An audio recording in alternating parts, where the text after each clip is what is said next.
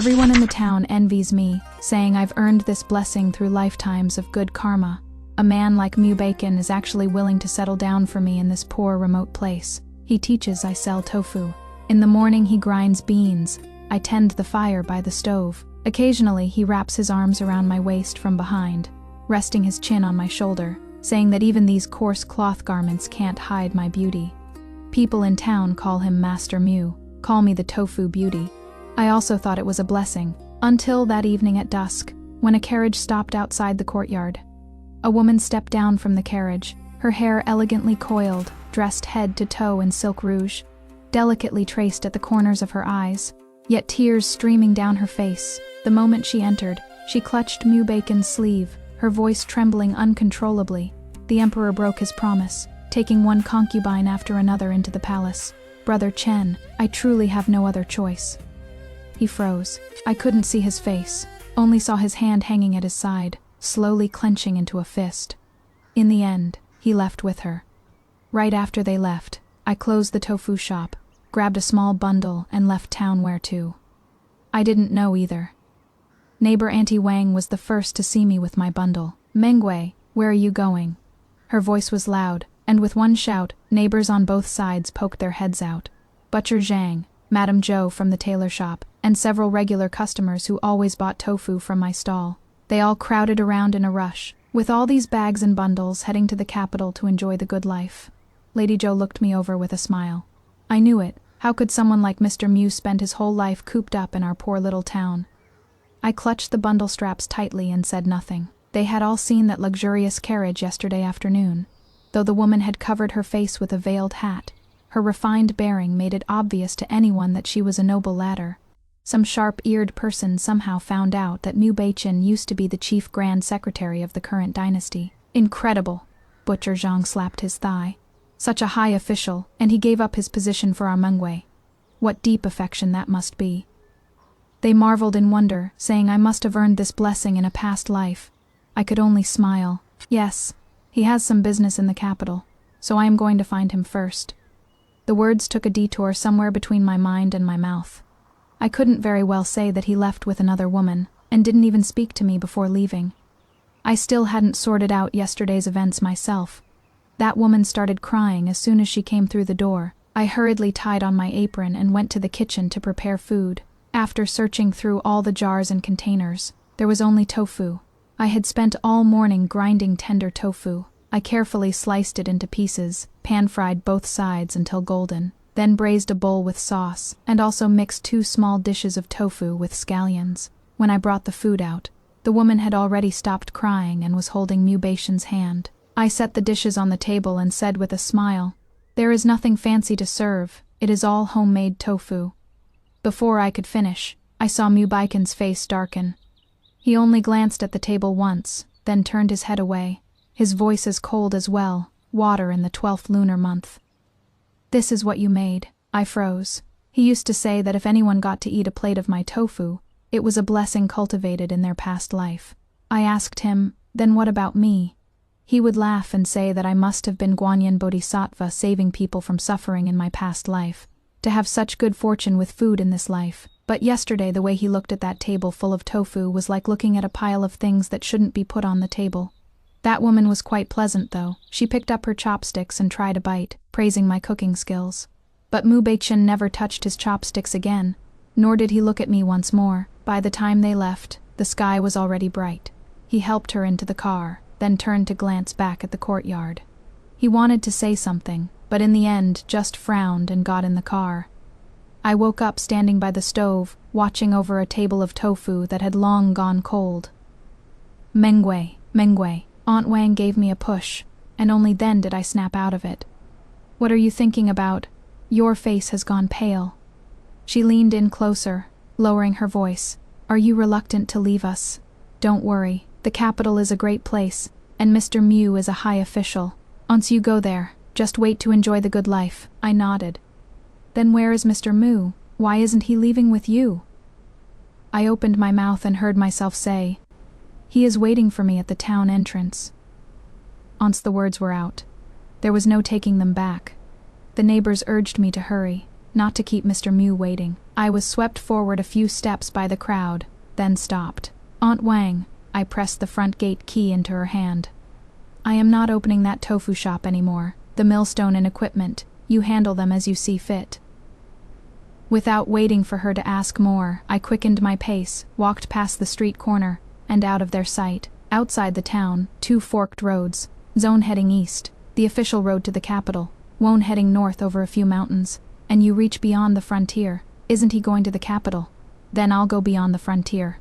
At worst, we'll never see each other again in this lifetime. The road grew more remote, yet Mubashian's face became clearer and clearer. Thinking of yesterday's events, I angrily kicked a pebble by the roadside. The pebble rolled down the slope with a clatter, startling a few wild sparrows. To entertain the Empress, I had actually racked my brains to prepare a whole table of tofu dishes. Fried tofu, braised tofu, mixed tofu, tofu soup, laid out full and plentiful. She tasted a bite of fried tofu, and those phoenix-tailed eyes suddenly widened. I thought she liked it, and even breathed a sigh of relief. But at midnight, when I went to the tofu workshop, through the window I heard her talking to her maidservant. "Your Majesty, this servant has inquired clearly that Chow Manguay comes from an ordinary background. Her parents died early, and she makes a living selling tofu in this town, with Chief Minister Mu. There is no marriage certificate, nor has there been any formal matchmaking or betrothal." The maidservant's voice wasn't loud, but every word was clear. Then came the Empress's laughter, soft, carrying an indescribable undertone. "So that is how it is. I thought he had actually taken a wife. Your Majesty has been wronged. It is fine." The Empress paused. "He once told me that in this lifetime he wouldn't marry another woman. I thought it was a joke, but it turns out it was true." I stood outside the window, the wooden basin for soaking beans in my hands, nearly falling to the ground. Wouldn't marry another woman, then what am I? These past 3 years, he ground beans while I tended the fire. He taught while I sold tofu. At night he held me, saying once we saved enough money, he'd get me a pair of gold bracelets. I asked him when we'd have enough saved. He said no rush. We've got our whole lives ahead of us.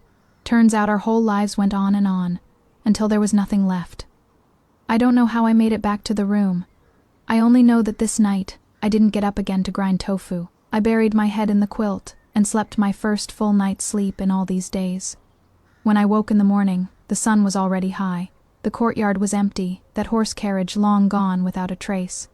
I looked at that table of tofu dishes that had barely been touched for a good while, then turned to pack up my things. If he won't let me stay, then I won't stay. Mubashian didn't leave me a single word, and I won't leave him a single character either. Consider these 3 years as living with a dog. This was my first time traveling far from home. I didn't know the way, only knew to head north. After crossing 2 mountain ridges, the view suddenly opened up, and a great river lay before me. 7 or 8 boats were moored by the riverside, with several boatmen raising their voices to call for passengers. "Miss, where are you headed? Get on my boat, fast and steady." Before I could even open my mouth, I was pulled onto a boat by a burly boatman. Then came the nightmare. As soon as the boat started moving, I got seasick. The world spun around me, and my stomach churned violently. I hung over the side of the boat and vomited for 3 days. First bile, then bitter water, until finally I couldn't even throw up bitter water anymore. Seeing me like this, the boatman couldn't be bothered and just tossed over a remark. "First time on a boat, huh? Tough it out. We'll be there tomorrow." On the morning of the 4th day, the boat docked. I came down supporting myself on the boat's railing. My legs so weak it felt like stepping on cotton. People were coming and going everywhere. Carriers with shoulder poles, cart drivers, vendors hawking their wares. It was incredibly bustling. Miss first time in the capital.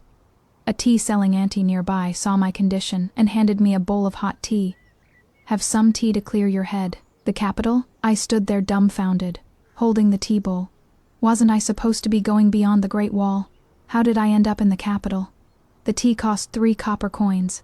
I paid and followed the crowd into the city. Shops lined both sides of the street. Silk stores, jewelry shops, restaurants and inns. Each sign more impressive than the last. I walked down half the street and saw an inn stealing myself.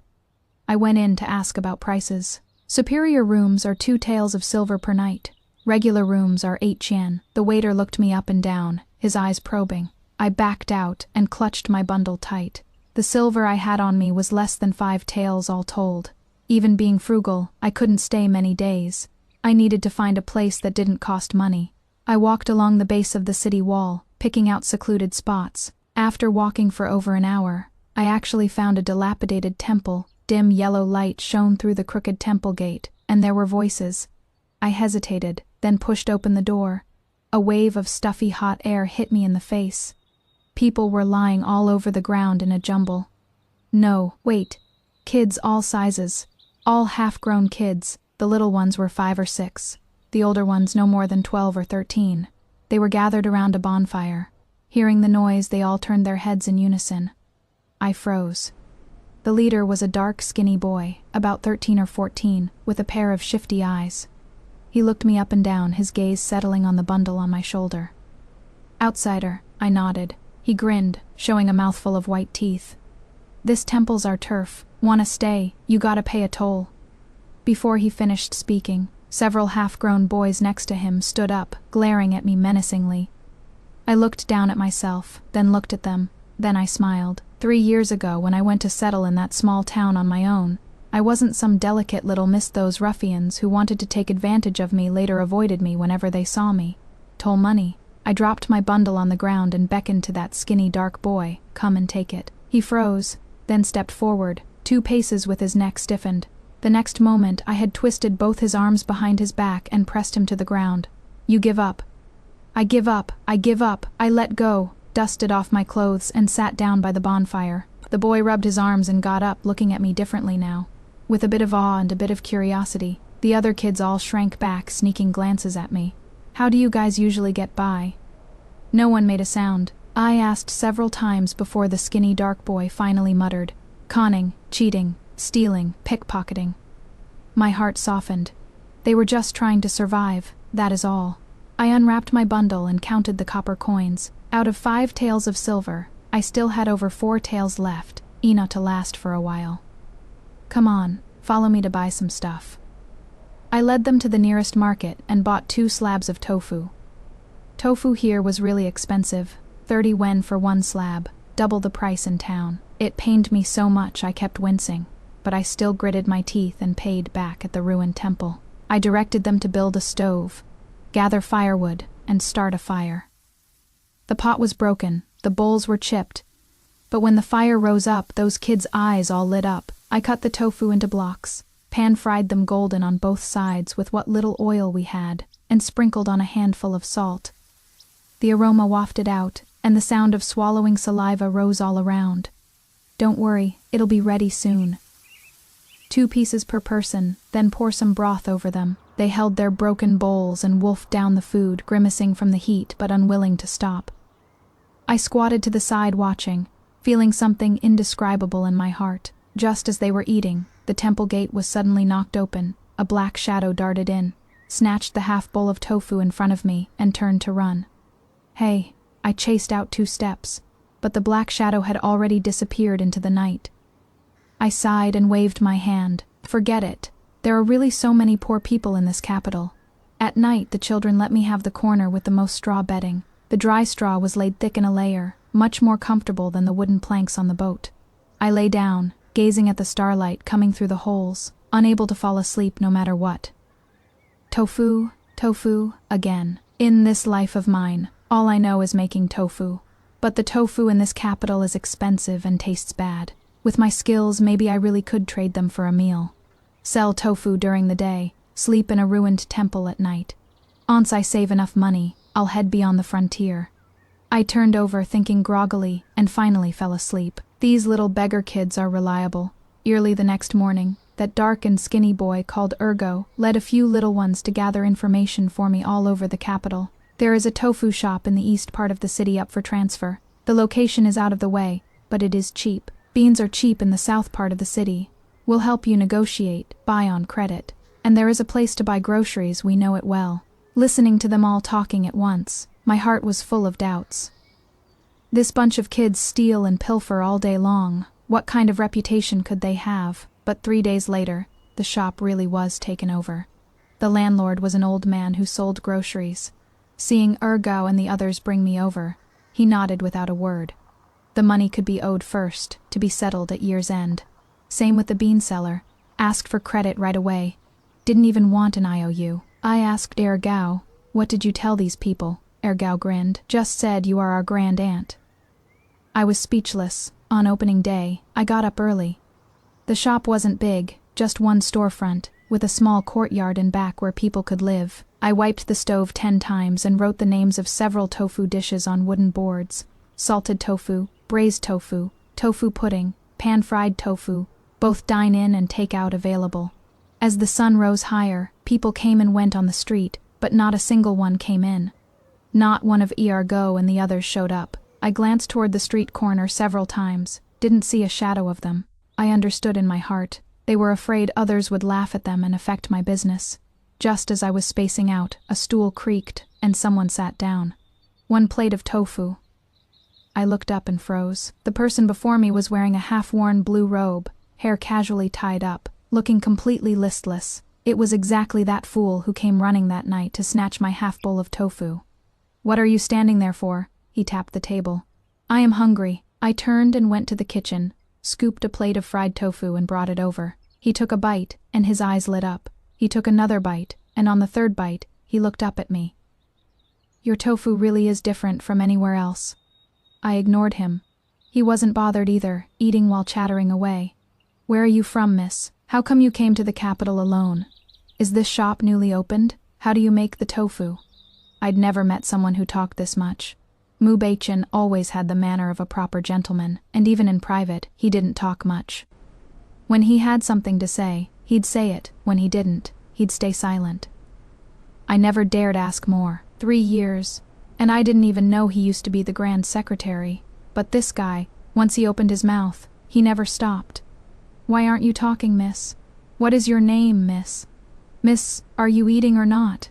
He choked, then laughed, and lowered his head to stuff the last piece of tofu into his mouth. It was from others that I learned he was the young heir of a marquee's household, Duchenzhi. His reputation in the capital wasn't great. He liked mingling with all walks of life and could chat with anyone.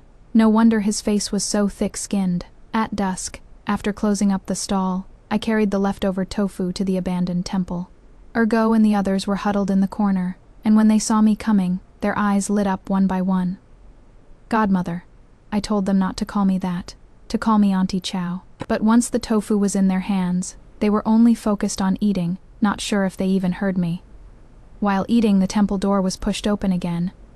Duchenzhi sauntered in, plopped down next to Ergo, and snatched a piece of tofu from his bowl, stuffing it into his mouth. "Why are you following me?" "Taking a walk," he said, chewing the tofu with his mouth full. "Just heading the same way." I couldn't be bothered with him, but when I left, I noticed a few pieces of broken silver by the corner of the wall. Come to think of it, last time he must have left some silver too. Early that morning, I went to the outskirts of town to buy beans. On my way back, I kept feeling like there were footsteps behind me. Looking back, I saw Duchenzhi following at a leisurely pace. Seeing me turn around, he even waved at me. "Stop following me." "I am not following you. I am just taking this road too." I quickened my pace, and he quickened his. I stopped, and he stopped. Just as I was getting annoyed, a figure suddenly rushed out from the alley entrance and grabbed me in an embrace. The beans in my hands scattered all over the ground. "Manguay," that voice. I could recognize it with my eyes closed. "Mubashian." He held me so tightly as if he wanted to meld me into his bones and blood. But the next moment, he abruptly pushed me away. His hands gripped my shoulders, his eyes red-rimmed, his voice trembling. "Why did you leave? Why did you abandon me?" I froze, staring at his face, thinner, haggard, eyes full of bloodshot veins. But only one sentence filled my mind. I abandoned him. I looked at him, didn't speak for a long while. His clothes were all wrinkled too, like he hadn't changed or washed them for days and nights. Those eyes that used to always be gentle and composed were now filled with bloodshot veins, staring at me with a complicated gaze, resentment, anger, and some indescribable things. "Manguay, say something." He stepped forward, lowering his voice. "I just went back to the capital to ask for a favor for the Empress. She has followed the Emperor for many years. Now that new people are entering the palace, her heart is bitter. She only wants a promise that she'll never be deposed. The emperor refused to see me, put me off all these days. What could I do? He paused, as if suppressing his temper. When things didn't work out, I worried you'd be working hard managing the shop alone, so I rushed back overnight. But what about you? He stared at me, chest heaving. The shop's closed.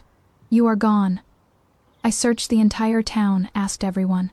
No one knew where you went. I searched for you in a daze all along the way, searched back to the capital, and what did I find? He turned his head to glance toward the alley entrance. Duchenzhi was still standing there, arms crossed, looking this way. I find you all tangled up with another man. When he said this, his tone carried some accusation. You have such a temper, it is just a meal. Is it worth making such a fuss? The Empress is a noble person who grew up with fine clothes and food. She wasn't used to that table of tofu dishes, so what is wrong with her saying a few words of grievance? And you ran away from home over this, making me search the whole world for you. He took a deep breath, as if trying hard to hold back. I am a former Grand Secretary, and for you I still have to humble myself, coaxing you and giving in to you. In this whole world, can you find a second person with a temper as good as mine? I finished listening, every word, every sentence, heard crystal clear. Then I laughed. Are you done talking? He frowned. If you are done then. Before he finished speaking, a hand reached out from behind and roughly pushed him aside. Duchenzhi had walked over at some point, blocking in front of me, looking Mubashian up and down. You there, he spoke unhurriedly. If you are talking, then talk. Why stand so close? In broad daylight, pulling and tugging, too forward, no sense of propriety. Mubashian's expression changed. Who are you? Duchenzhi glanced back at me, then turned back around and grinned. Just passing by. Mubashian ignored him, staring only at me. Manguay, come back with me. I didn't move. Duchenzhi didn't move either. The alley suddenly fell quiet. Wind blew in from the alley entrance, carrying the smell of fish and vegetable scraps from the morning market. I took a deep breath and turned toward Duchenzhi. Young master, I said. I have a husband. You, stop following me. He froze. That always grinning expression suddenly stiffened on his face. He opened his mouth, as if wanting to say something but swallowed it back. The light in his eyes dimmed bit by bit. The corners of his mouth twitched, wanting to smile but failing to. Oh, he only said this one word. Then he turned around and walked toward the alley entrance. His steps were somewhat chaotic, walking a few steps then stopping, standing with his back to me for a while, but ultimately still left. His retreating figure was listless, as if someone had pulled out his spine. I watched that figure disappear at the alley entrance, then turned my head back. Mubashian stood across from me. His expression softened a bit, seemingly relieved. Manguay, I knew you were still. Mubashian, I interrupted him, my voice very soft. You said I have a big temper, right? He froze. Then let me tell you now. I looked at him, word by word.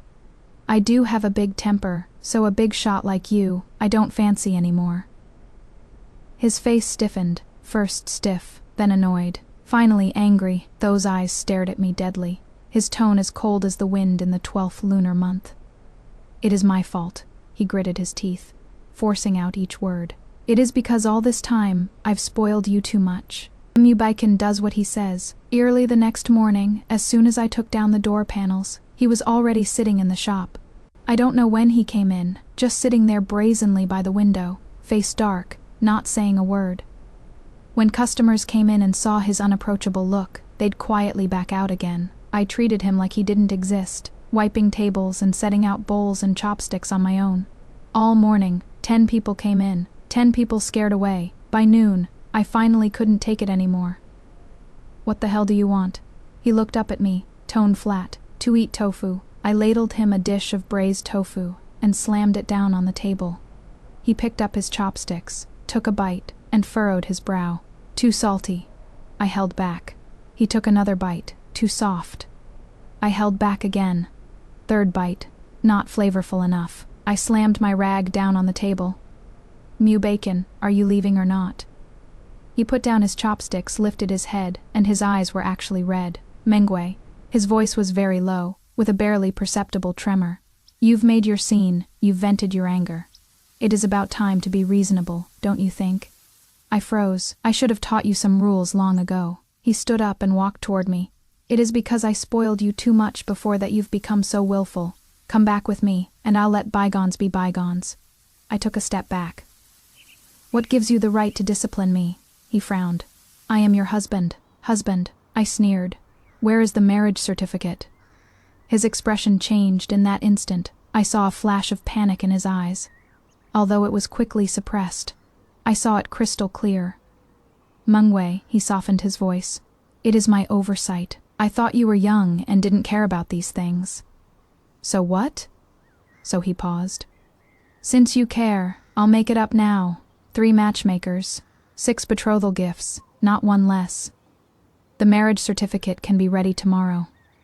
Looking at his face, I suddenly felt very tired. 3 years, and I'd never truly seen this person clearly. Mubashian. I turned away, not wanting to look at him. "Just go." He didn't move. I heard footsteps behind me, approaching bit by bit. Then, a hand reached from behind and gripped my wrist. His voice was trembling. "Listen to me." I shook off his hand. "Don't touch me." He staggered back a step, steadied himself, and looked at me, his eyes red. "Manguay." His voice dropped, carrying a pleading tone. "Besides me, who else would want you now?" I froze. That grievance in my heart, like being stabbed, suddenly surged up. My eyes burned hot. Something wanted to burst out. I bit down hard on my teeth, forcibly pushing it back. "Yes." I turned around and stared into his eyes. "I have no father or mother. I am all alone. I am not worthy of you, the grand former chief grand secretary." His expression changed. "That is not what I meant. That is exactly what you meant." I took a step forward, my voice growing louder. "If you want to keep your promise to the Empress and never marry another woman for the rest of your life, then you shouldn't have provoked me. You provoked me, yet refused to give me status, and still complain that I am too temperamental and immature. Mubashian, you are despicable, you are shameless." He froze, opened his mouth, unable to speak. "Even though I've lost my parents," my voice trembled, yet I spoke each word clearly. "When I was young, they cherished me like a precious jewel and raised me with love. I never asked you for anything, never thought of trying to climb above my station with you. So what gives you the right to trample on me like this?" "Manguay, I didn't. Let me finish." I took a deep breath and stared into his eyes. "It is not that I am unworthy of you, quite the opposite. It is you, someone as despicable as you, who is unworthy of me. Yes, Queen, we love a heroine who knows her worth." Mubashian really thought he could stash her away while playing the noble martyr, gaslighting one. Am I right? He tried to frame her boundaries as having a big temper. But Manguay served him the coldest plate of reality. He thought she was just a humble tofu seller.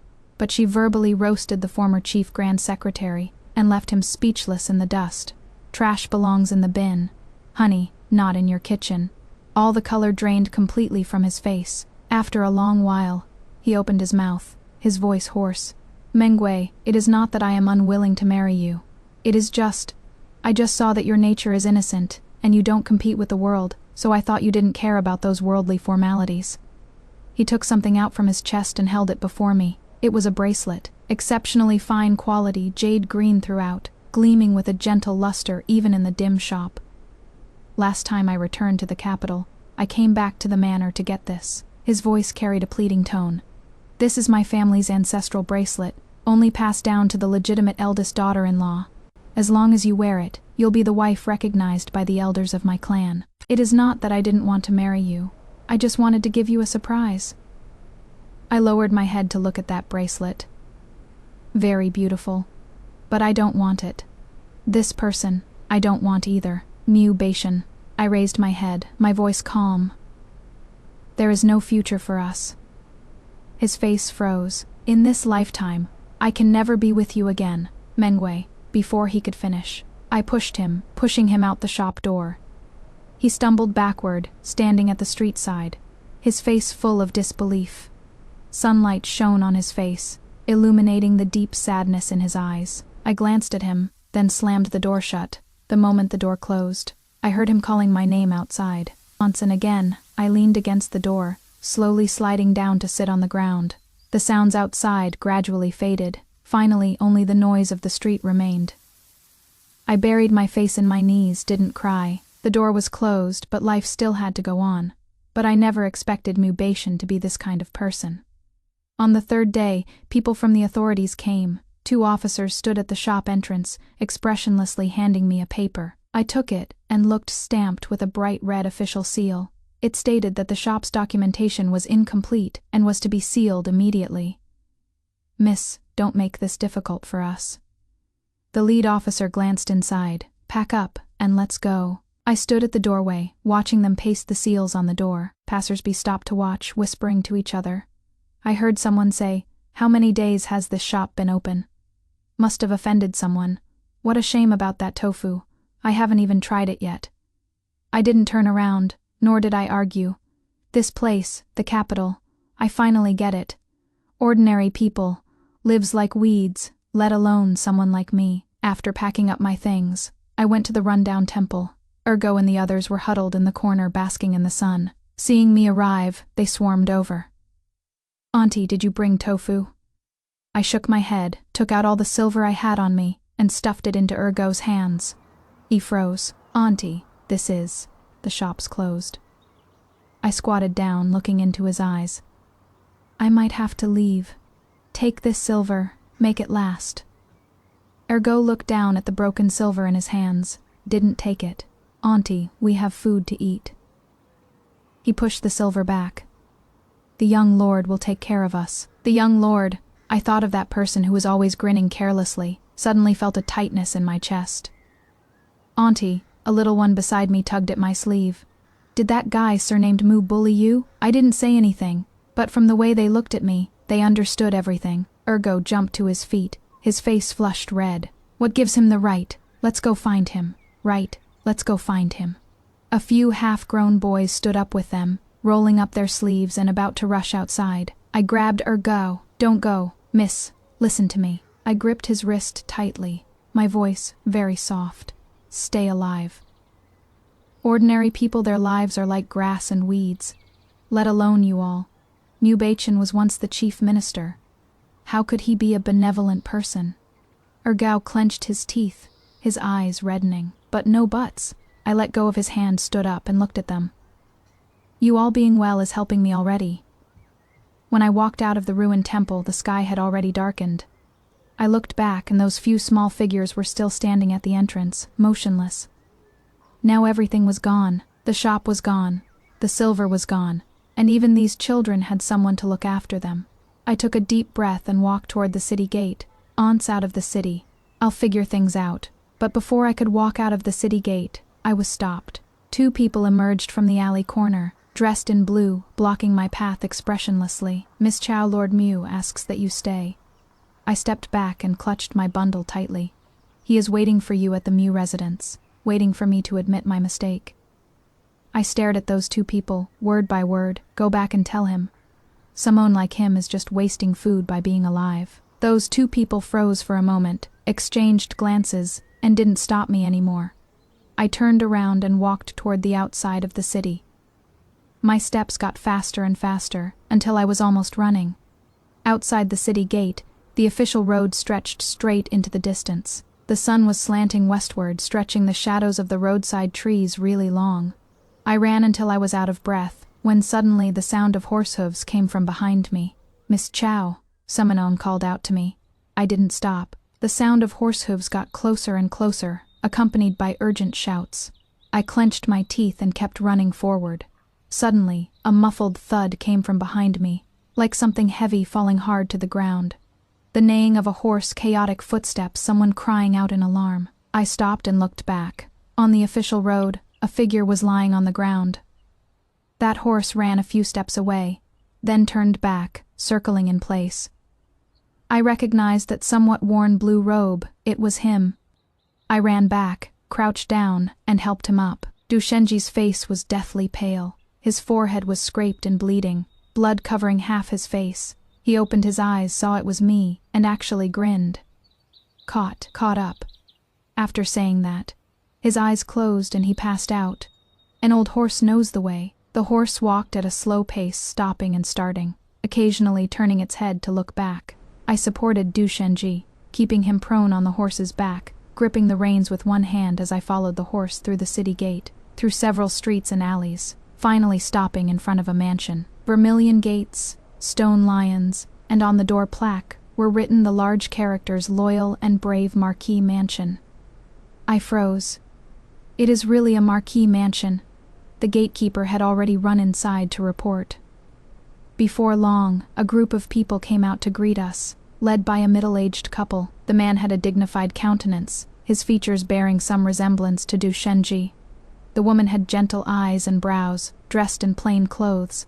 Seeing the unconscious person on the horse's back, her expression immediately changed. "Shenji!" They helped him down and carried him inside. I followed behind, not knowing whether to leave or stay. The woman looked at me for a long time, her brows tightly furrowed. Starvation. I suspected I'd heard wrong. What did Madame say? He fainted from hunger. She sighed and looked at me.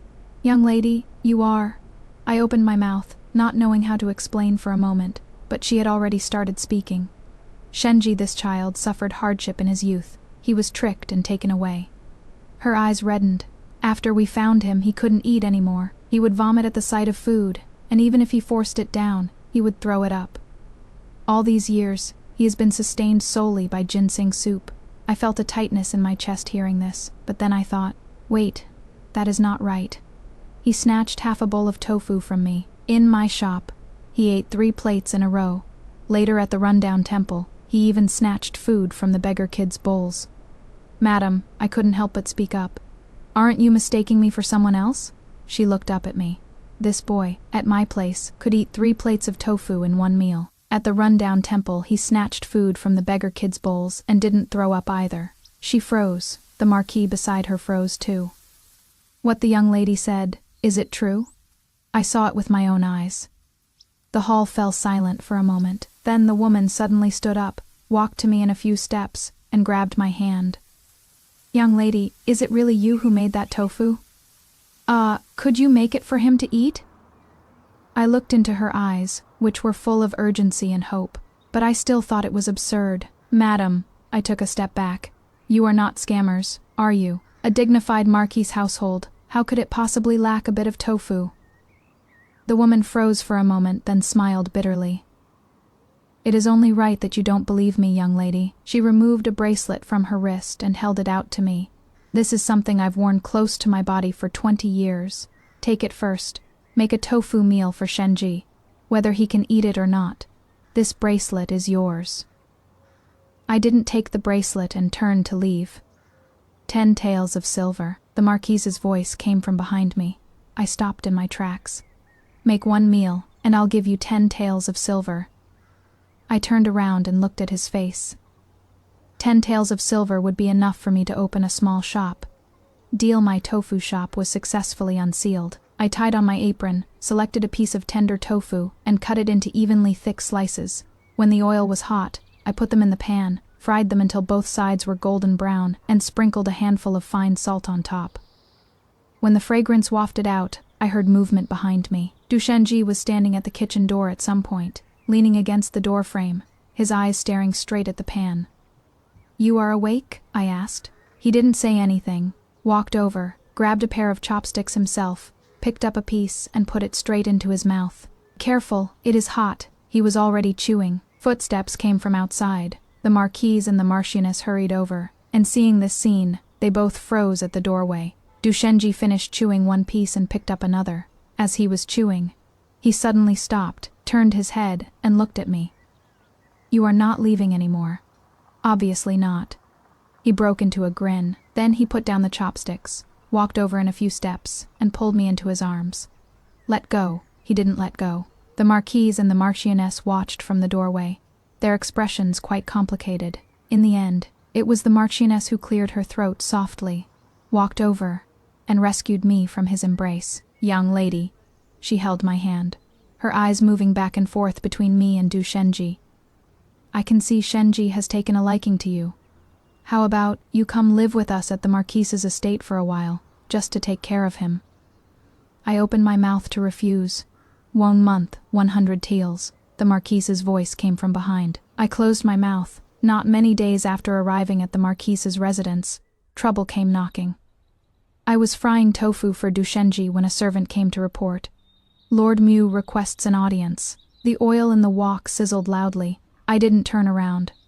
Who? Lord Mubashian. Lord Mu Duchenzhi was leaning against the stove, chopsticks already prepared. Hearing this, he raised his head, his brows furrowing. What is he here for?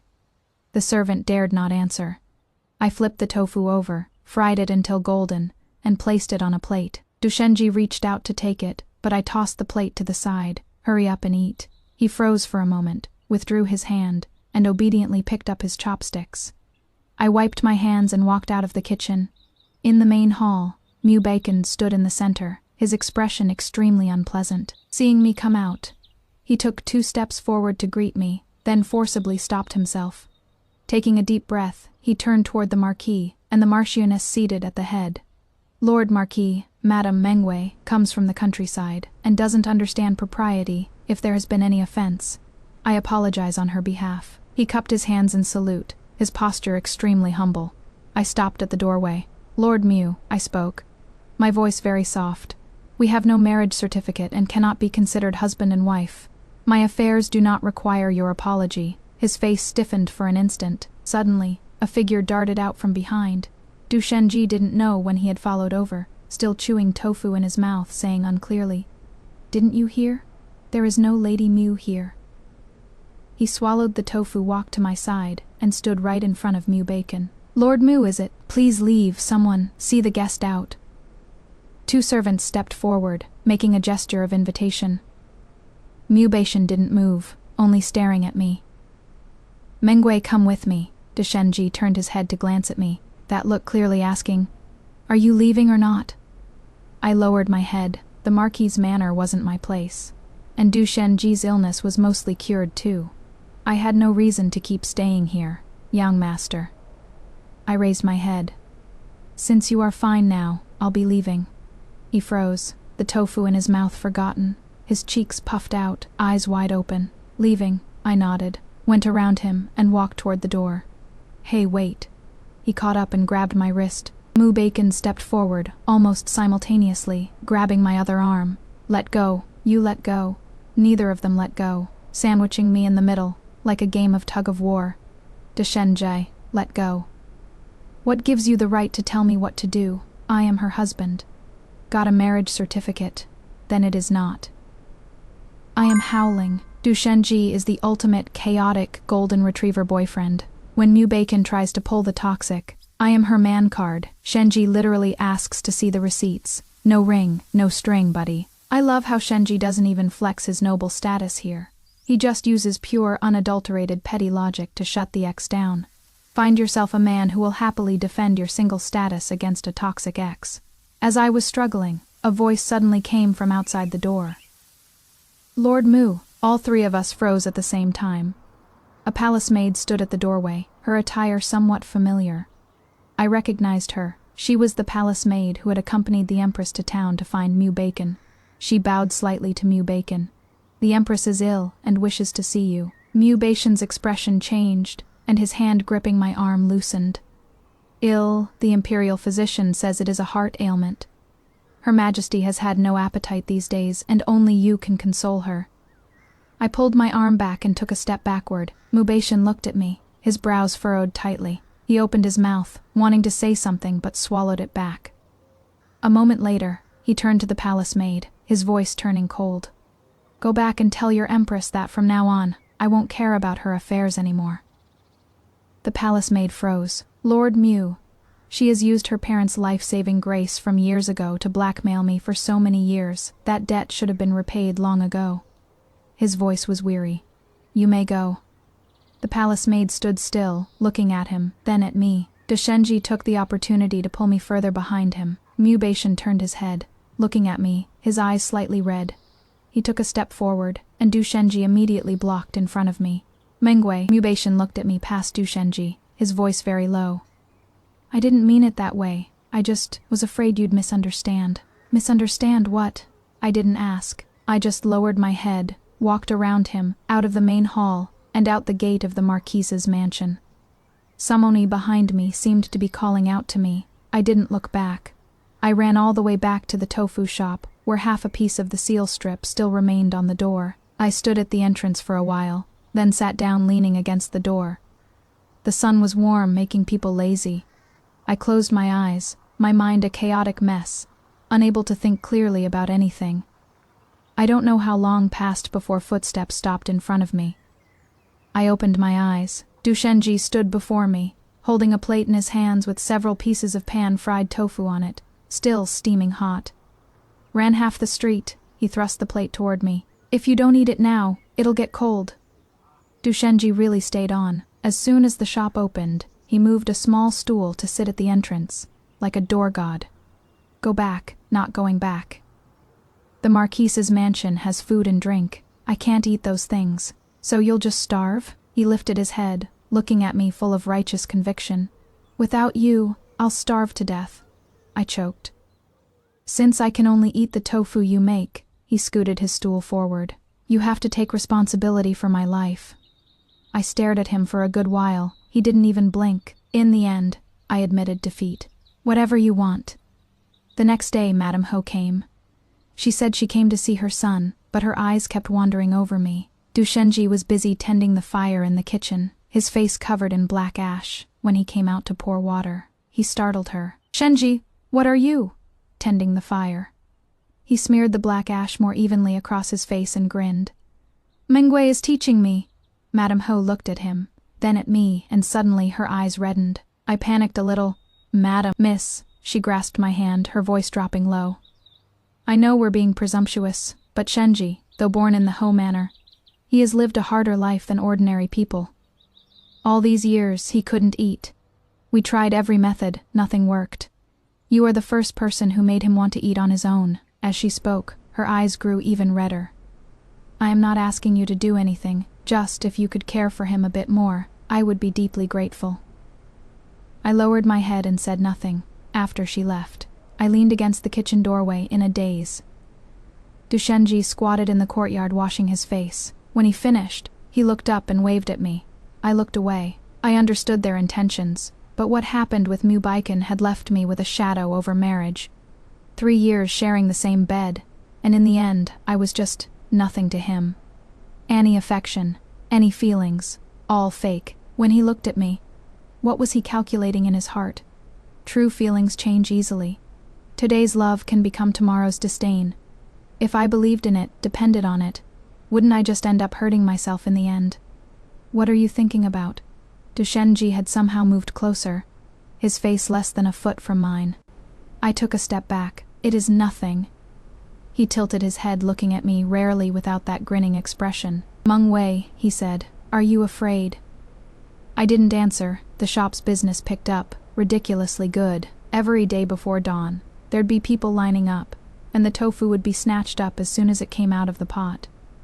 I had no choice but to set a rule, limit of 2 pieces per person. All of this was thanks to Duchenzhi. He'd tell everyone, this tofu, one of a kind in the entire capital. I couldn't eat anything since I was little. Only this keeps me alive. With the heir of the Ho manor personally endorsing it, who wouldn't want to try? I became the proprietress, and Ergu and the others were recruited by me too. Waiters, delivery guys, cleaners, clear division of labor. The little ones wore aprons I'd sewn, so busy their feet barely touched the ground, yet their faces beamed with smiles. That afternoon, I was fiddling with the abacus, pondering opening a branch store. The door curtain lifted, and someone walked in. I looked up and froze. Mubashian stood at the doorway, wearing that gray-blue robe I knew so well, looking even thinner than before. He looked at me, his eyes carrying that emotion I couldn't read. Ergu blocked his way vigilantly. Customer eating tofu or buying tofu. Mubashian didn't look at him, only at me. I lowered my head and continued working the abacus. Give him a bowl of tofu. Ergu froze for a moment, acknowledged with a grunt, went to the kitchen and brought out a bowl of braised tofu, setting it down heavily on the table. Mubashian sat down, picked up his chopsticks, and took a bite. He ate very slowly, as if savoring some rare delicacy. One bowl of tofu took him nearly half a shikan to finish. After eating, he raised his head. Manguay, I came to apologize. I didn't say anything. It was my fault before. I wronged you. His voice was very low. I never treated you as a true wife. My hand paused on the abacus, then I raised my head and looked at him. Mubashian, you deceived me in the past, that is true. But you also never mistreated me materially. I smiled slightly. I'll just take it as a lesson learned. His expression changed. Manguay, I didn't. He paused, took a deep breath, as if making a major decision. Back in the small town, teaching, grinding beans, living life with you. That was the life I wanted. His eyes reddened slightly. I just didn't see my own heart clearly at the time. Now I understand. Manguay, give me one more chance. I promise I won't make this kind of mistake again. I listened without interrupting him. Only after he finished did I speak. Life is lived by two people. It doesn't count if only you think it is good. He froze. Besides, I lowered my head and continued working the abacus. Goodness without honesty may not be true goodness. He fell silent for a long time. It took so long that I thought he was about to leave, but then he spoke again. Manguay, do you still remember? Every time I came home from the academy, I would bring you a pack of salt-preserved plums. You loved eating those. I knew it. My hand stopped on the abacus. I lifted my head and looked at him. Mubashian, I sighed. I like eating sweet things. He froze. Salt-preserved plums are sour. I looked at his face, gradually turning pale. Maybe that was something another person you liked loved to eat. His face was as white as paper. His lips moved, and after a long while he finally squeezed out a sentence. Manguay, I am sorry. It is all in the past. I interrupted him, my voice very soft. What is past, let it stay in the past. You don't need to force yourself to look back. He stood up, his eyes red. Manguay, Mubashian. I looked at him and suddenly smiled. Maybe the me from before wasn't worthy of you treating me seriously. Now perhaps you have something to compare to, and only then do you think I am good. But whether I am good or not, I no longer want you to be the one to define it. He stood there for a very, very long time. Finally, he turned around and slowly walked out. Ergo came over and asked quietly, Miss, are you all right? I shook my head and continued working the abacus. Go get the account books. Let me see if we can open a branch this month. Ergo acknowledged and ran off. Outside the door, the sun was just right. The day Mubashian left. I didn't see him. Later, Ergo told me that he stood at the street corner for a long time, just watching the shop from afar. By the time I sensed that gaze and looked out, the street corner was already empty. He went to the border. He volunteered to go. No farewell. Not a single word. I stood at the street corner, the wind lifting the hem of my clothes, suddenly remembering those mornings in the small town. He ground the beans. I tended the fire, and occasionally he would embrace me from behind. Back then, I thought our days would go on like this forever.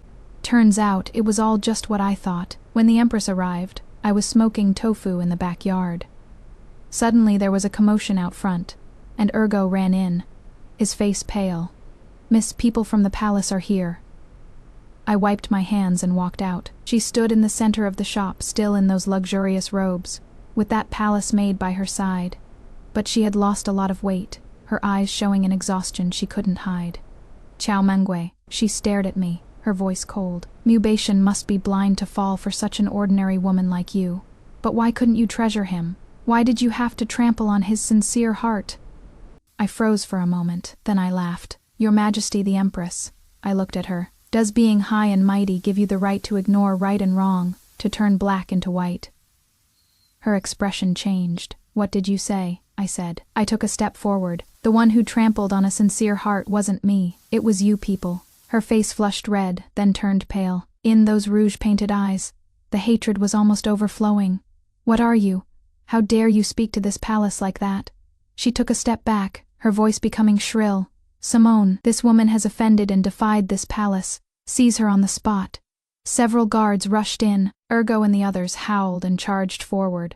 But they were all half-grown kids. How could they possibly hold them off? Seeing the blade about to fall, a figure faster than anyone else darted out from my side and blocked in front of me. Young Master blood splattered across my face.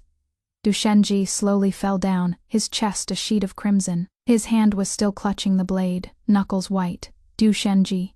I lunged forward, pressing down hard on his wound with my hands. Blood gushed out from between my fingers, burning hot. He opened his eyes to look at me. His lips moved. Tofu. Then his eyes closed. What happened after that? I don't remember too clearly. I only remember the cries of the marquis and his wife, the emperor's furious voice, and the empress's deathly pale face as she was dragged away, deposed as empress, thrown into the cold palace. They say the empress kept going mad in the cold palace, spouting nonsense, shouting about some system, asking why the devoted second male lead wouldn't help her anymore. When I heard about this, I was keeping watch by Duchenzhi's bedside for 3 days and 3 nights. I didn't close my eyes. His face was frighteningly pale, his lips cracked and dry. No matter how I tried to feed him water, it wouldn't go in. So I dipped a cloth in water and moistened his lips bit by bit. On the morning of the 4th day, his hand moved. I jolted and leaned closer. Duchenzhi? His eyelids trembled, then slowly opened. Those eyes were unfocused for a moment, then gradually sharpened, landing on my face. He stared at me for a good while, his lips moving. Tofu. I froze. I want to eat your tofu. He tried to grin, but the pain made him grimace instead. Looking at him, I suddenly covered my face, stamped my feet, and ran out. I ran to the doorway, then ran back, standing by the bed looking at him. You just wait. When the battle report arrived, I was in the back courtyard braising tofu. A great victory at the border. The enemy forces had retreated 300 li. Mubashian's name was also in the battle report. Fought without retreating, struck by 3 arrows. Fell before the battle formation. As I listened to Duchenzhi finish speaking, the bamboo tray in my hands hung suspended in midair. After a long while, I set it down and continued turning the tofu. The sunlight was lovely, the tofu drying to a golden yellow. Years ago in that small town, I had also picked him up by the roadside, covered in blood, unconscious.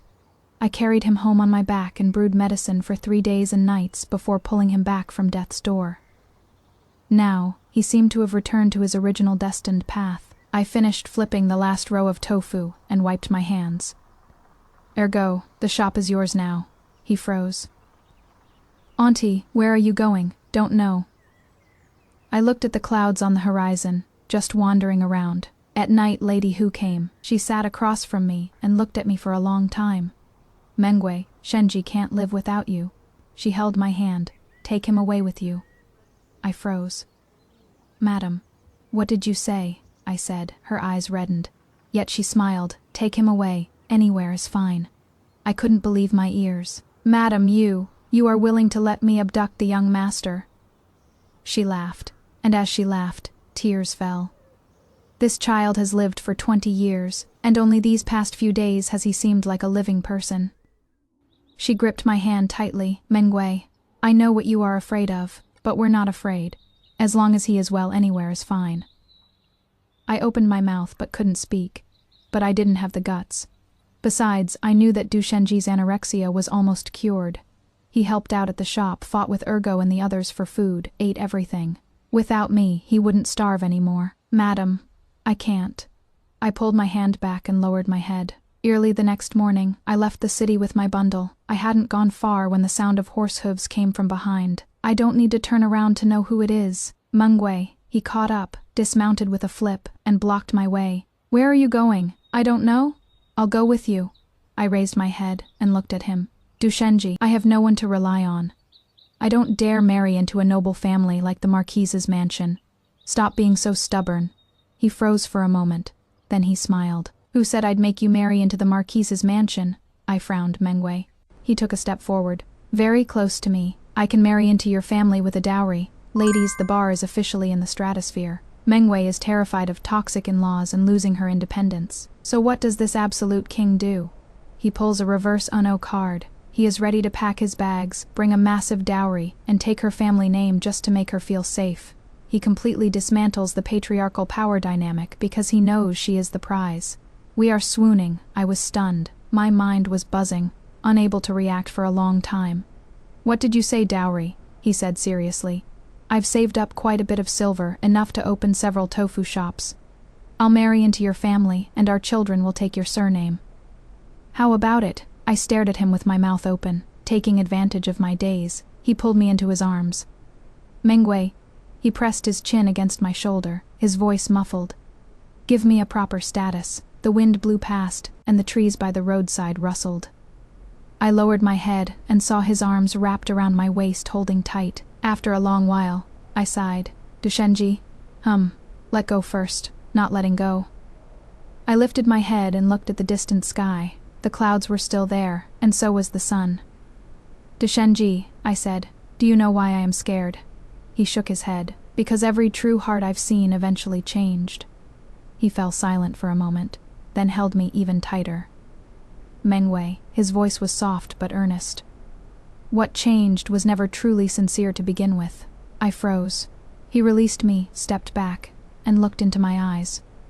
A true heart won't change. What changes was never true to begin with. The wind blew past, lifting the hem of his clothes.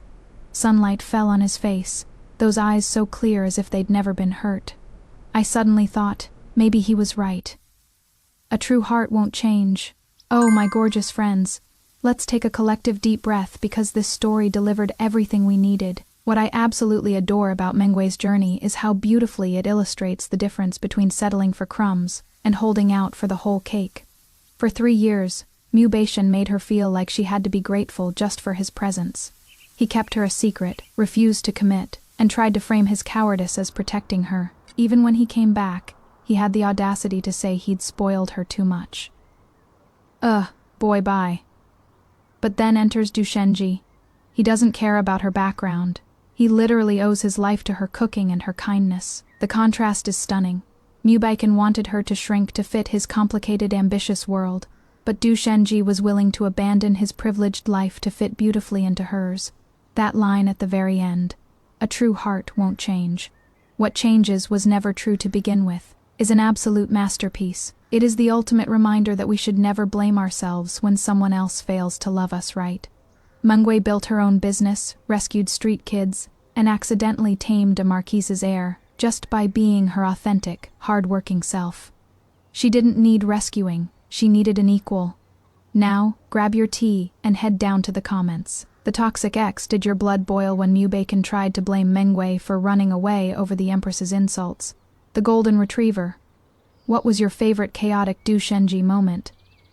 Mine is him stealing Tofu from the beggar kids. The proposal, would you let a handsome marquee heir marry into your family with his own dowry? Don't forget to like this video, subscribe, and ring that notification bell for more spicy ancient romance tea. Remember, never let anyone treat you like a secret when you are the whole prize. Love you all.